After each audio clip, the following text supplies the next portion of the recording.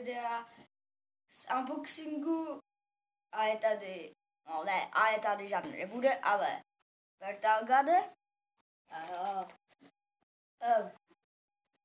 Tak chci říct, že to je ještě unboxing. Nože.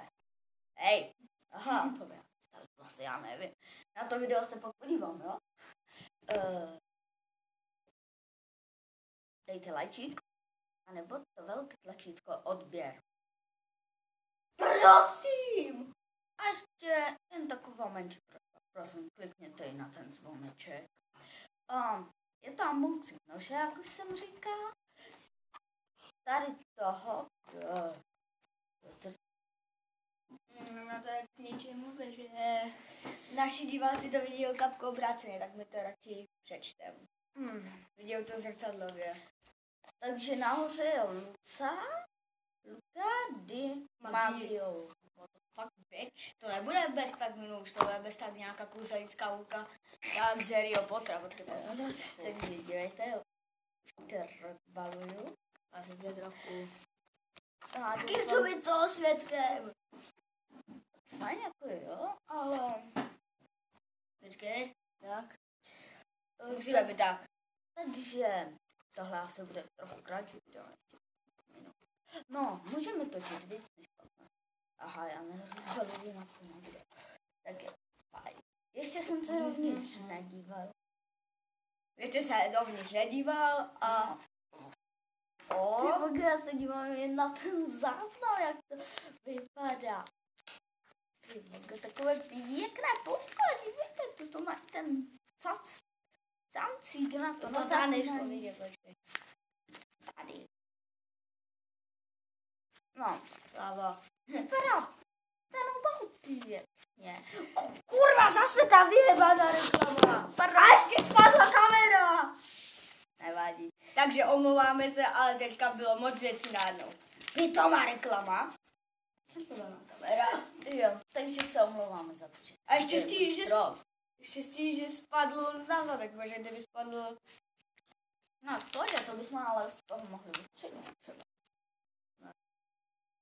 No, takže... Jak jsem se teď díval, tak tu to má ještě Luca di Maggio.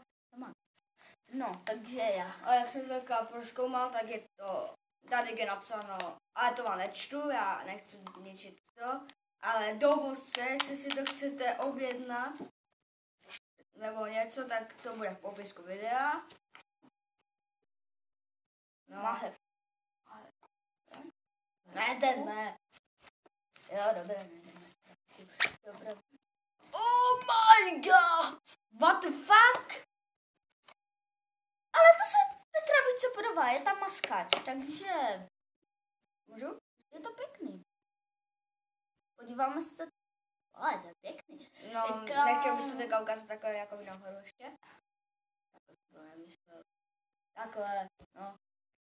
Tak, no, má to i takovou pilku, nevím, jak se tomu říká, nejsem odborník. Možná to je nějaký kudlopilka, možná. Kudlopilka. Jo. Já se pokusím to zaostřit.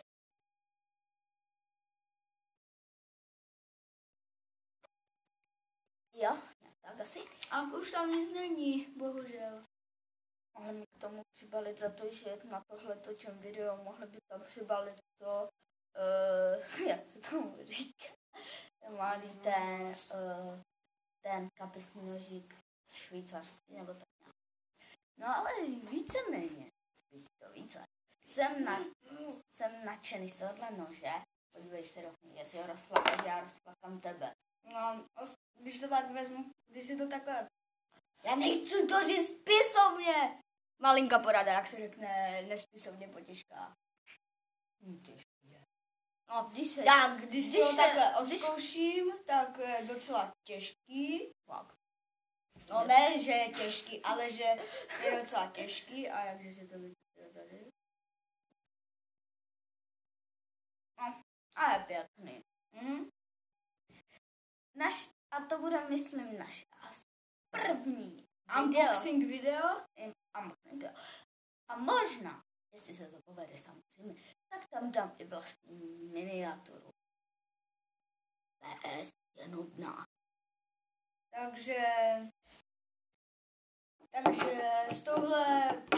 s tímhle bombovým nožem končíme.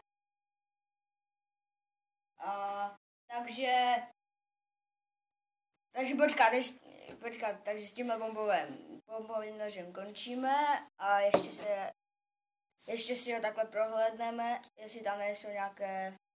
Jo, teďka jsem si všiml, že tady je takové... No to tam nejde moc vidět. Jo. Takové poutko. Takže já to ukážu takhle. Jo, to je lepší. Tady, když na to šám, tak je takové poutko. Víte, že... Jak je na propiskách. Jo, ale tam je to slabší. Tak já si tomu, nechce se mi to dávat do krabičky, sice s tím větší námaha, ale v pohodě, dám si to na krabičku. Takhle nějak. Ale takhle bych to rozhodně nenosil. Nedoporučuju. No a pak by to asi hodně bolelo. Takže a moment, ještě zkusíme. Nemám nic poblíž. Ale tam, test ostrosti. Nechceš na tu krabičku? Ne, krabičku nechci porušit. Jo, a taky tam ještě je ten odkaz. Takže Takže než si něco najdeme, tak... Už jsem... No a dívejte, normální papír, akorát linkovaný. Jde to vidět do hny? Jo. No ty vole! Je to rovné, jak od nůžek. Počkejte, mi to trochu... Tenhle nůž vám mám do popisu videa. To je rovné. Počkejte, ještě blíž, to je rovné. Tak já udělám další. To je rovné, vole, to je rovné jak tohle. Opatrně do hny. A teď to udělá... Kurva. Ať vidíte ten nůž, že to fakt nedělám... Já mi to sjelo. Že to fakt nedělám nůžkama. Teď jsem to nabral špatně, ale v pohodě. Takže... To nevadí, jde. Pohodě. Počkejte. Tak to byl blbý nápad, takže za to se hodně omlouvám. Ne! Tak se dívejte, prostě bomba, nůž. A z tohle bombu asi... Ne, ještě nekončíme. Nekončíme. A teď ještě si prohlédneme, jestli na něco nenajdeme, protože taky máme... Ale i ten název. A ještě menší maličko. Nevím, jestli to půjde vidět, ale teď se budu snažit přiblížit. A jestli jde vidět ten šroubek, tak je na něm hvězdička. A to není normální na křížový šroubovák, ale ani na hvězdicový, nebo jak tomu říká. No, na křížový a na plochy.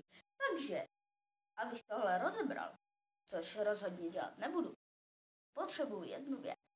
A to je speciální šroubovák. Ale proč bychom tenhle nůž rozebírali? Já to řekl tak, aby jsme ho mohli rozebrat. Kdyby se třeba pokazil. Takže malinká pauza.